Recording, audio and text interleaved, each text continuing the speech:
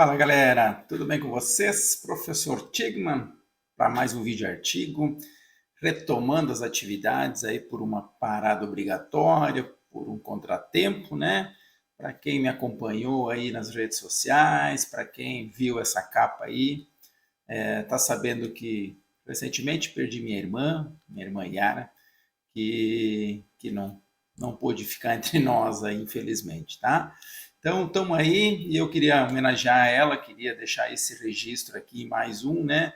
Certamente no meu coração ela sempre vai estar, mas eu queria deixar o registro aqui um pouco sobre a doença que acometeu ela por muitos anos e que acabou sendo o grande complicador aí da vida dela, né? Que é a doença de Crohn. Então, procurei um artigo e tentei trazer alguma coisa relacionada ao assunto atividade física e esta doença, e dessa forma a gente poder aprender um pouquinho com ela, tá bom? Então vamos lá, deixa eu trazer minha tela para vocês aqui.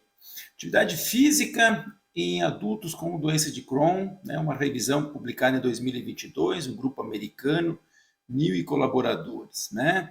Então, primeiramente, né, uma temática bem interessante que os autores trazem aqui, é que nós temos muitas vezes, né, a gente sabe dos benefícios da atividade física, né, em diferentes contextos, tanto para pessoas saudáveis como portadores de algumas doenças, né, mas muitas vezes as recomendações que são dadas para a prática de atividade física são baseadas em saudáveis.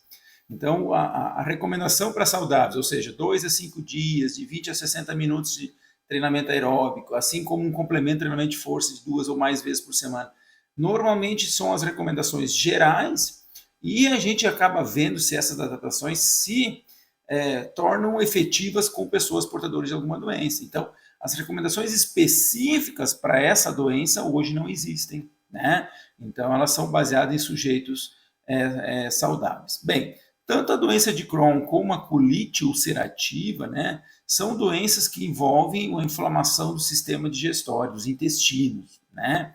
Então, são doenças que têm ciclos, né, que elas vêm e vão acometendo, trazendo vários sintomas, né?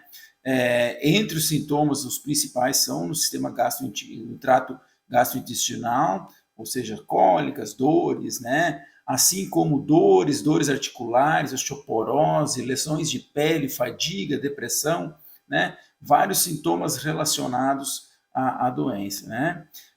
Sabe-se também que existe uma redução, né, da capacidade aeróbica por conta da doença. Então, dentro deste contexto, a ideia dessa revisão foi isso, tentar ver como as pessoas que são acometidas por essa doença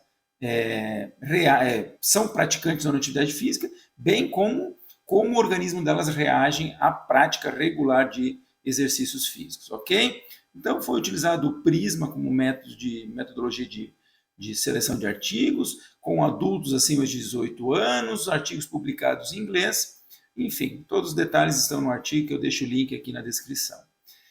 Foram encontrados 28 artigos pelos critérios selecionados, inclusive artigos aqui no Brasil, onde a partir de 1987 já apareceram estudos até 2021, sendo que a grande maioria nos últimos 5 anos, né, dos 28, 16 artigos nos últimos 5 anos, envolvendo 3.691 adultos, a grande maioria, 61%, mulheres, com uma média de idade de aproximadamente 40 anos. Né? Bem, um dos resultados importantes é ver que, quando a gente compara os resultados das pessoas com a doença e as pessoas sem, a gente vê que essas pessoas são levemente pouco mais sedentárias, né? Então, o percentual de pessoas inativas é de 58% nas portadoras da doença, enquanto que nas não portadoras tem 50%, 8%. Quando a gente olha os níveis de pessoas ativas, 18% são ativas apenas dentro das pessoas com a doença e 24% sem elas. Também, quando a gente olha por meio de acelerômetros, a contagem de passos, a gente encontra um comportamento similar, um pouco menor para os portadores da doença, mas semelhante aos não portadores.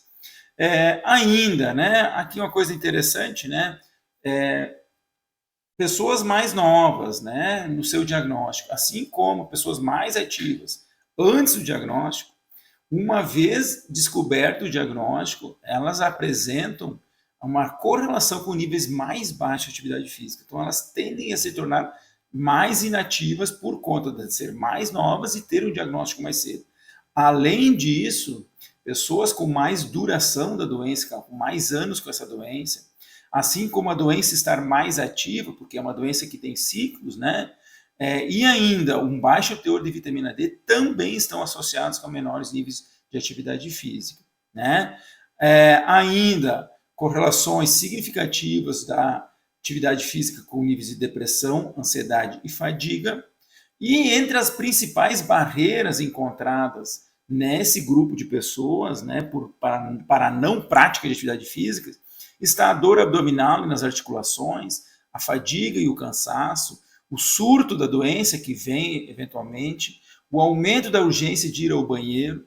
Outras barreiras ainda incluem náusea, fraqueza muscular e a falta de acesso ao banheiro. Então, tem questões do organismo e tem inclusive questões de ordem prática, né, que são importantes serem mencionadas. Porque, veja bem, uma vez que você pensa em fazer um grupo específico para doenças desse tipo, você tem que pensar de todo esse know-how, todo esse entorno, né? Não é só fazer o exercício, mas também garantir uma qualidade de atendimento que às vezes não é o exercício em si que faz isso, ok?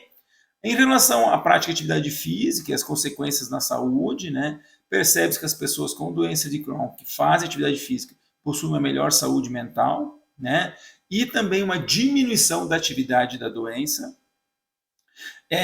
Ainda, né, e ainda principalmente essa diminuição da doença, ela reduz em torno de 32%, né?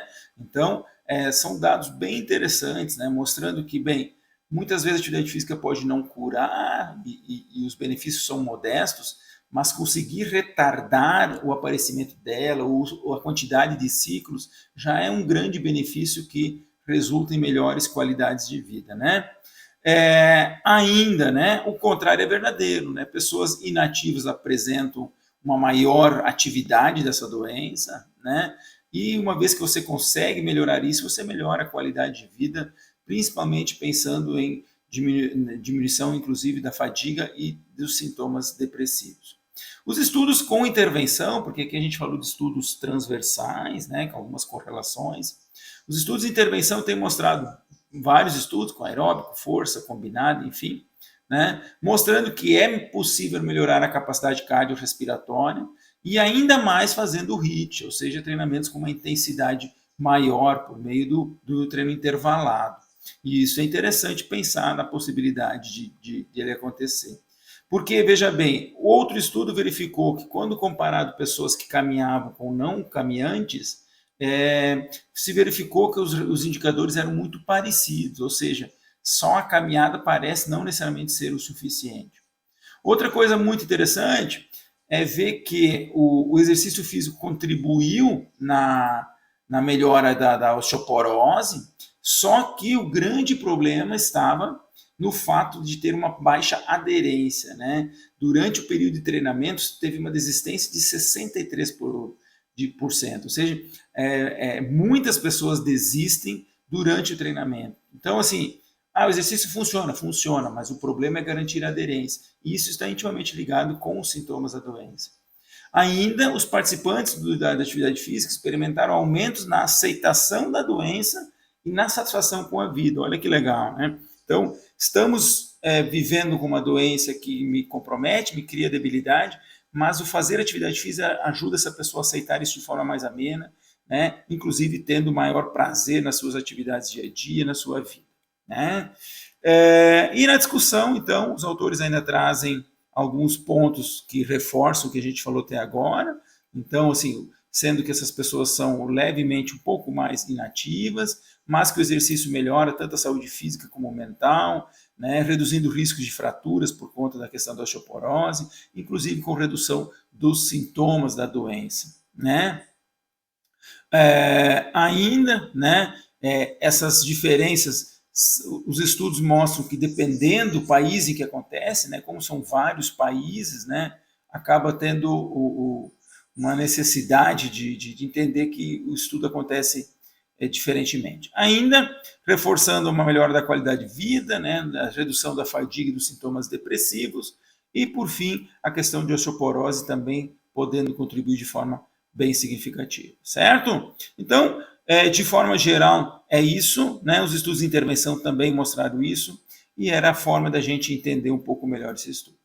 Certo, gente? Então, esse é um estudo que, acima de tudo, é uma homenagem à minha irmã, e que eu quero desejar para ela, né? Onde eu quero que ela esteja, muita paz e sossego, e que todas as pessoas que a conheceram sabem que foi uma pessoa maravilhosa, e que, assim como ela, se alguma pessoa, se você conhecer uma pessoa cometida com a doença de Crohn, saiba que a importância dos exames periódicos, do tratamento constante, e mostrando que a atividade física pode ser algo que pode minimizar boa parte dos impactos, dos sintomas, e trazendo um pouco mais de qualidade de vida a essas pessoas. Tá bom, gente? Valeu, um abraço, me segue aí e vamos lá.